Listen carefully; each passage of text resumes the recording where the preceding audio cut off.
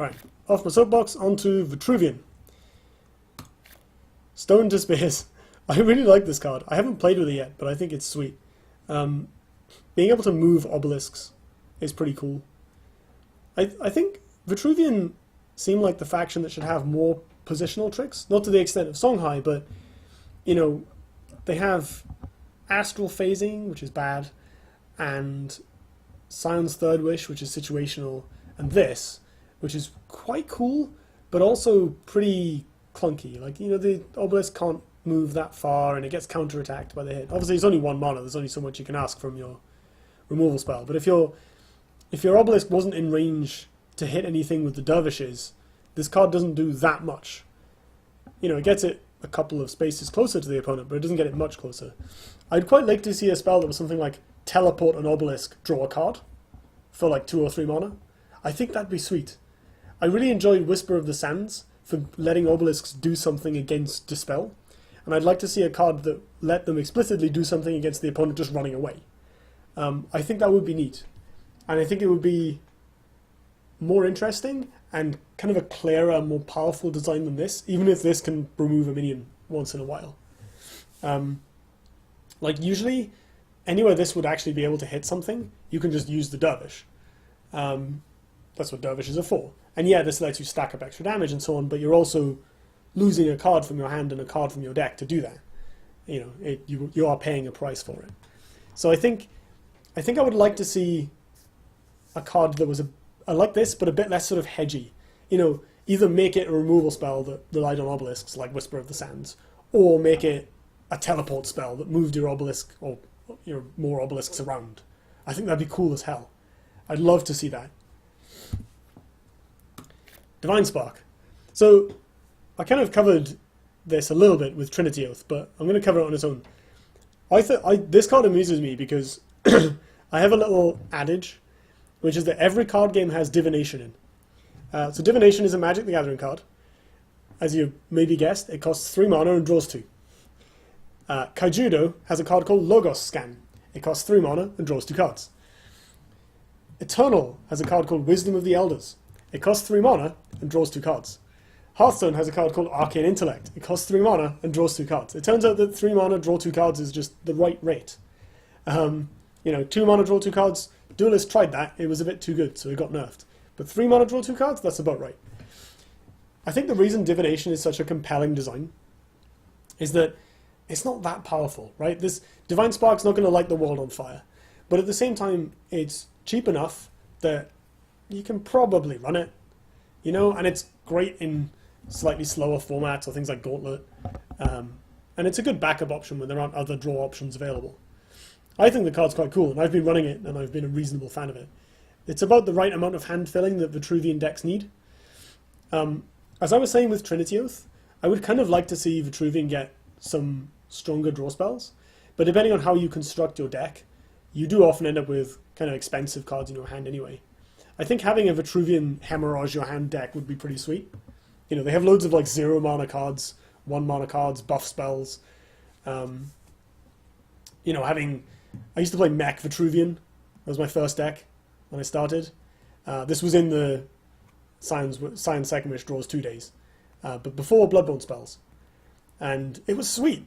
Like, I motored through my deck, I drew extra cards, I found my robots, I played Mechazor. It was awesome. It felt really good, it was fun. And I don't think that playstyle will be too overpowered. I'd like to see something like that in Vetruvian, sort of like Arcanist Vetruvian with like loads of draw and all the buff spells and the 0 mana Dispel that sucks but doesn't suck because it's 0 mana and that sort of thing. Like, I'd love to see that from Vetruvian. I think it would be a valid and fun alternate playstyle to like the expensive stuff like Sarge. Maybe, to play devil's advocate to myself, maybe it's worth keeping that on the down low so that you don't push Sarge combo over the top. That's a fair point. You know, if you can dig through your deck that quickly, you can find your artifact, your combo pieces pretty easily, but if that's not the case, or, you know, maybe with some appropriate adjustments to those cards, I'd love to see that sort of playstyle represented in Vetruvian. Until then, I will cast this card, and I'll sort of like it, like Divination in every other game ever. ZEPHYR. So I hear this card is good. I tried it, and I didn't really get an opportunity for it, but similar to Iridium scale, I know that giving your general frenzy can be pretty strong in the right situation, so I'm willing to believe. So I'm actually a fan of this idea of Vetruvian having minions that buff your general when attacking things. As well as being explicit support for Sarge, it's kind of another nice way of, like a more subtle way of playing into Vetruvian's playstyle of being able to remove stuff next to them very efficiently. You know, we started with Entropic Decay and Dominate Will, then we got Falkis, and now we have ZEPHYR, which is more subtle than the previous ones. I think this is quite an interesting design. You know, it's very good with Sarge, obviously. She gets boxed in, you drop this guy, you activate Psionic Strike, you hopefully have or equip an artifact, and you blow them all up. Gone. You know, so it's a nice escape mechanism for a faction that sometimes really needs one, because a lot of Vetruvian cards are quite bad for bringing back tempo. Most of their artifacts don't do that much, especially Wildfire Rank, the premier one. The Obelisks are 0/6s. They don't do anything the turn they come down. You know, they're very powerful once you have them, but, you know, that's all they do. They snowball. So having a card like this that lets you fight back against being piled on by minions, I think that's pretty good. I think that's something the faction wants. Incinera, I love this card. This is such a good design. It's a bit clunky due to being a 5-drop. I sort of wish it was cheaper. Although I don't really begrudge Vetruvian just having a massive minion that for once doesn't care about Dispel too much either. But I really like this for like surprised Wildfire Rank attacks, running away, finding interesting lines of positioning. It goes hilariously well with Time Maelstrom. And, you know, might push Vetruvian over the edge in Amazing Race, which as we all know is a very important piece of Duelyst's competitive ecosystem. No, I think this is cool. I just had not thought of a card like this, and I read this and I was like, oh, that's sweet. And those designs that make you go, wow, I never thought of that, among my favorites. I think this is very creative and a very clever way to not only give Vetruvian something that's a bit more uniquely theirs, and that also plays into their positional elements, like, you know, the adjacency stuff. But it just straight up buffs all the cards that do things when you're next to your target. Like, it makes Siphon Energy a lot less embarrassing, because being able to catch up with the thing that you're trying to dispel is pretty valuable. So I like this. I like this a lot. AUTARCH'S Gifts. I've tried to cast this card. I found it pretty clunky. I've played against it, and I haven't... Like, my opponents have kind of, you know, become massive and then died. I think this card is very powerful. I understand why it's 6 mana, but oh my god, it's clunky. Like, holy crap, it's clunky.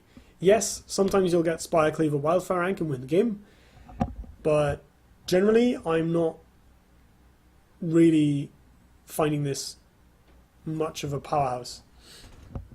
I think, again, that's probably fine. You know, artifacts are hard to deal with. They are scary. Wildfire Rank is a card. And I think if you already have an Ankh equipped, or you have one in hand and 9 mana, this card becomes really scary. So, plus, flavor-wise and feel-wise, it's very Vetruvian. So I like that about it. But this card, normally I don't mind cards not being powerful. That's not a big deal for me. Like, not all cards are as good as others. But I think Vetruvian do need the help a little bit. They are struggling with interacting, and at the moment we're still relying on the obelisks that we got in the classic set, you know, because they're just the most powerful things that have. It's just obelisks, Falkius, and Imara Healer. So I would have liked to see Vet get some more cool strategic options in this set. I think Incinera and ZEPHYR are steps in the right direction, but they're both just a little bit expensive. And AUTARCH'S Gifts, likewise, it's quite a good value card. It's thematic. It fits with the feel. You know, Sarge love this stuff, but it doesn't do anything to really change Vetruvian to bring them up. The faction still feels like it's missing something, and I don't know exactly what, but the combination of all their limitations, which again I like. I think that's good design. You know, giving factions strongly defined weaknesses, I think that's a fine thing to do. Giving them strongly defined strengths, also a fine thing to do. But they need something. Right now there's like one style of viable Vet deck. You get these tempo decks with like, you know, the usual pile of obelisks and Falchiuses and stuff, and then some random supporting cast. And it would be nice to see Vet decks that were a bit crazier. You know, I would like this card to be some kind of sweet value playable card, but, you know, just like Corpse Combustion before it, and, spoiler alert, on next up 7-drop, it just sort of doesn't do enough, and I want it to. I want Vetruvian to be a faction where you can play this card and have it be silly and funny. But also, I guess, because of the way artifacts work, you know, they're hard to interact with unless you have a good board. I can totally see this card being oppressive if it were good, so maybe it's better that it isn't. But still, I think Vet just needs something to give them a little bit of extra space. And I'm not entirely sure what that is, but, you know, the Siphon Energy nerf, it hit hard. It's something the faction can live without, but it's still, you know, it was a step away from that support that was needed. I don't think unnerfing Siphon is necessarily the way to do that. I like having Vetruvian being the weird faction that have all these really weird weaknesses and strengths, but I think they need something else.